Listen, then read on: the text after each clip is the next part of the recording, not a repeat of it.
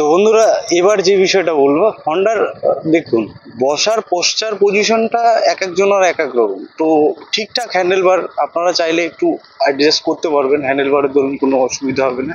আরেকটা বিষয় বলবো, এর যে স্পিড 0 to 100 খুব কম সময়ের মধ্যে অ্যাচিভ করা যায়, যেটা হচ্ছে আপনারা যেখানে ক্লাসিক 350 রয়্যাল এনফিল্ডের মধ্যে এই জিনিসটা পাবেন না।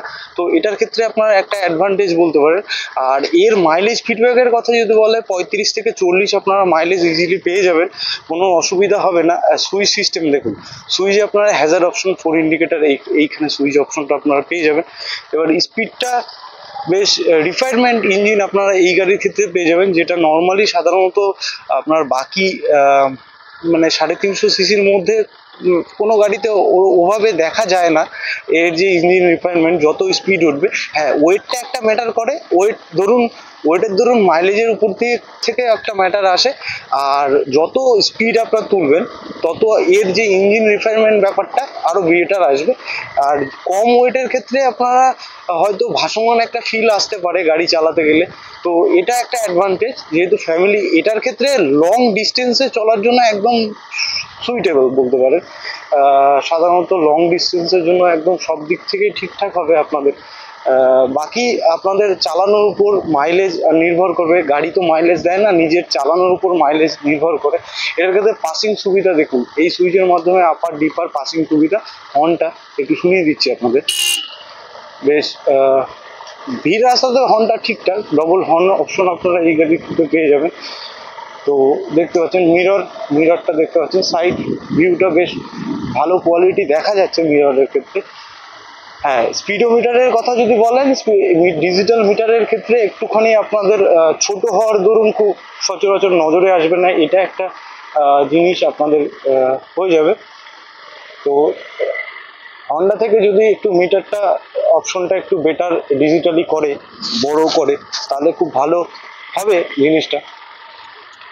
মিটারের কথা যদি বলা হয়, টোটাল মিটারটা, আরপিএম মিটারটা এখানে রয়েছে, যেটা সুইচ, এই দুটো সুইচের মাধ্যমে আপনারা সেটিং বা রিসেট করে কন্ট্রোল করতে পারবেন। আমি একবার দেখিয়ে দেবো। টোটাল কিলোমিটার 140 হয়েছে এই গাড়ির ক্ষেত্রে। এটা ফুয়েল, তেল কতটা আছে, তেলের সুবিধার্থে ফুয়েল ইকোনমিক্যাল সেন্সার এখানে দিয়েছে, নিউট্রাল গিয়ার ইন্ডিকেটর সেন্সার রয়েছে, এবং টাইম দিয়েছে। এই সুইচের মাধ্যমে আপনারা সেগুলোকে কন্ট্রোল করতে পারবেন।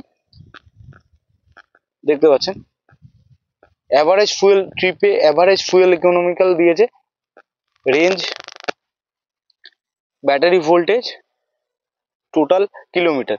আচ্ছা, এই জায়গাটায় অপশন ইকোনমিক্যাল একটা সেন্সার দিয়েছে, যেটার কাজ হচ্ছে সঠিকভাবে সঠিক নিয়মে চালালে ইসিউ লেখাটা আপনার কন্টিনিউ জ্বলে থাকবে। এবিএস এর সুবিধা রয়েছে, নিউট্রাল রয়েছে, এফআই মানে গাড়ি এফআই সংক্রান্ত কোনো প্রবলেম হলে সেটা চেক আপের সুবিধার্থে। স্ট্যান্ড সেন্সারটা যেহেতু সিঙ্গেল স্ট্যান্ডে দেওয়া নেই, গাড়ি ডবল স্ট্যান্ডে দেওয়া রয়েছে। আমি আপনাদেরকে সিঙ্গেল স্ট্যান্ডে দিয়ে দেখিয়ে দিচ্ছি। এই জায়গাটা করে স্ট্যান্ড সেন্সারটা কাজ করছে, স্ট্যান্ড সেন্সার দেওয়া রয়েছে তার সুবিধার্থে। আচ্ছা, এটা বন্ধ করে দিই।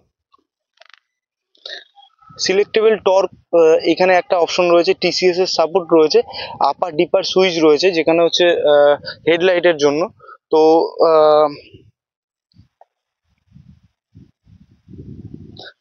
আচ্ছা, আরেকটা বিষয় আপনাদেরকে বলে রাখবো, এই গাড়ির ক্ষেত্রে লং এ যাওয়ার জন্য সি টাইপ একটা চার্জিং পোর্ট দিয়েছে। সাইডের দিকে তাকালে দেখতে পাবেন, এই জায়গাটা করে আপনারা লং এ যাওয়ার সুবিধার্থে একটু চার্জও ব্যবহার করতে পারবেন, ফোনে চার্জও দিতে পারবেন। তো এটা একটা অ্যাডভান্টেজ বলতে পারেন।